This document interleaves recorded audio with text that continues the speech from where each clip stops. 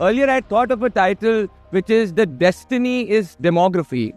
But then when I was moving from Chennai to Pondicherry and I was looking at a lot of primary data, and after listening to the Honorable Governor's speech and also listening to Anand here, what I conclude and what I will try to prove you through primary data insights, that our democracy's destiny is demography. So all the ideals of the Indian Constitution that we speak about, the economic development that we speak about, all of this only and only hinges on one factor. And this what I conclude over the last 8 years of traveling across the length and the breadth of the country, seeing absolutely skewed voting patterns. And I want to make you aware of an evolving danger which you do not see now, but would definitely see in the next 2 decades to come. And this is why I conclude that if India continues to be a democracy, a thriving democracy, and if we intend to be a developed country and continue to grow at 8 to 10%, what will definitely matter is how does the demography in this country shape. So if you look, where are we right now in India?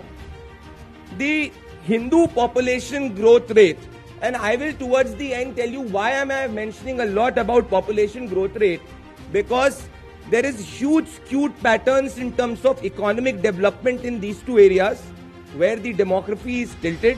Number two, also there is a veto power on the voting right which I have seen, and this is what data tells you, and there is absolutely differentiated economic outlook of these two areas.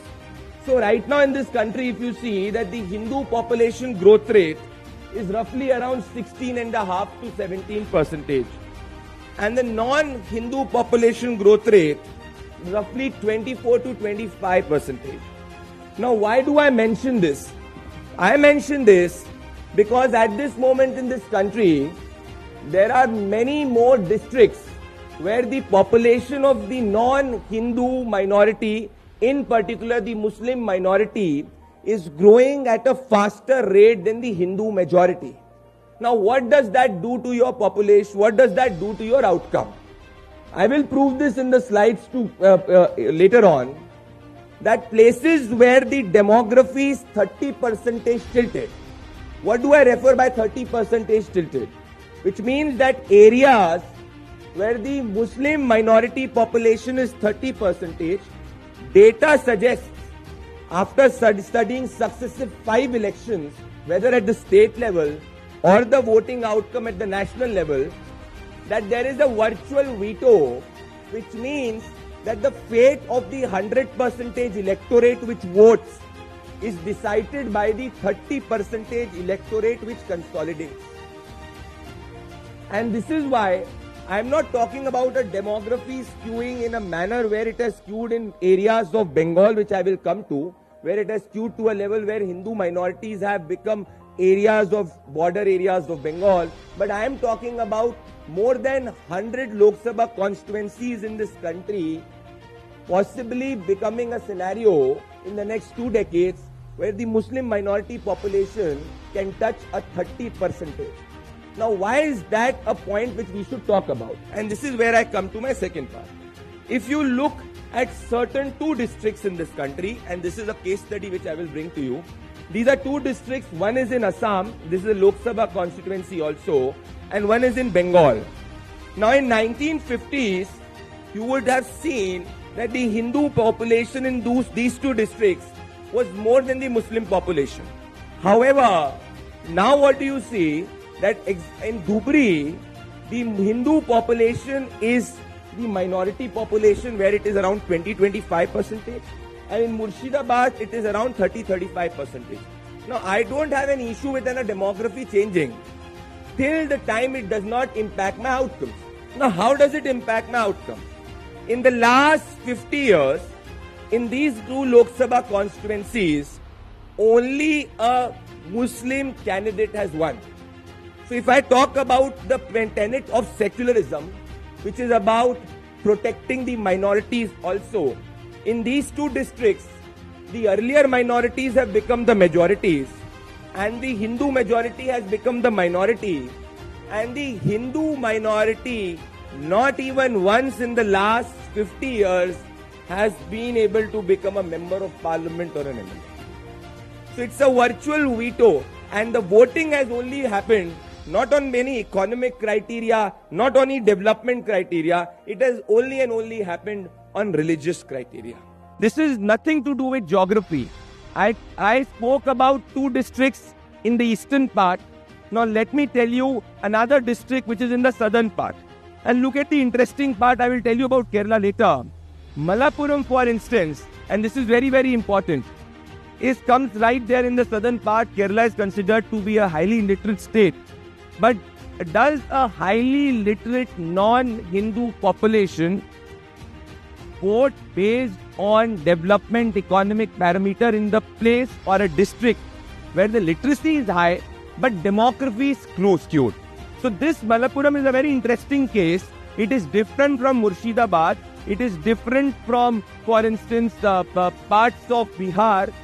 Here the literacy is high, but along with literacy being high, the demography is skewed. And this is a very, very important point. Here also you see that since 1952, only a Muslim candidate has won. What does it establish as a trend?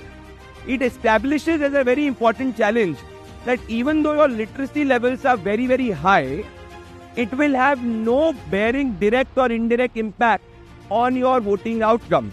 So again, we tend to think that higher the literacy, more will be the developmental parameters in your polity. That is not true based on primary data and places where your demography is skewed. So imagine Malappuram, despite being literacy level all-time high, in fact more than national average in many places, still only vote based on religiosity. Now if you look at the 4 districts I will tell you in particular, which is Kishanganj, Murshidabad, to an extent this comes in parts of Simanchal, Nadia, Malda, West Dinajpur.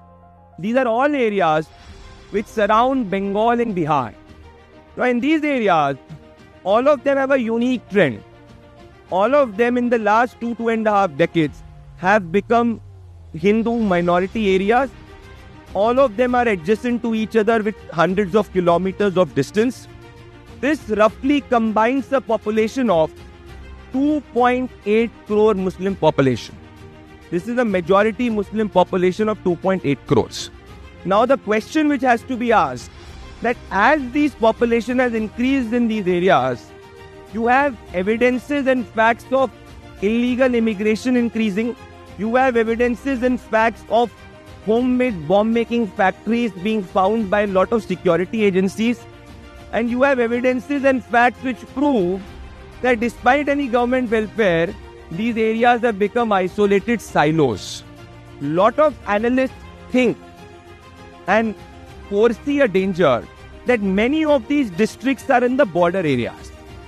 And many border areas are seeing a phenomena where the primary district or the village might be a Hindu majority village, but it is surrounded by Hindu minority areas. And in that scenario, what is very, very important, that imagine a scenario of a circle with a nucleus being Hindu majority. It is surrounded by Hindu minority areas. The issue is that the singular Hindu majority areas in these districts I'm talking about tends to become a Hindu minority area. So all these districts earlier, what was the phenomena which was followed in your border districts? Everything was not a skewed demography. Your Hindu majority area was in the center. It was surrounded by areas, villages which were Hindu minority. What happened was these Hindu minorities areas socially and politically impacted the Hindu majority central area. And because of this, the Hindus started to move away and the entire area became Hindu minority. And the worry is 20% of them are in the surrounding border districts, which also today or tomorrow can pose national security challenge. Thank you so much for your presentation. I'm from Iran. Yes. This presentation, it's really extremely important, and kindly requested to all the people is here, please be careful of your culture. That's it.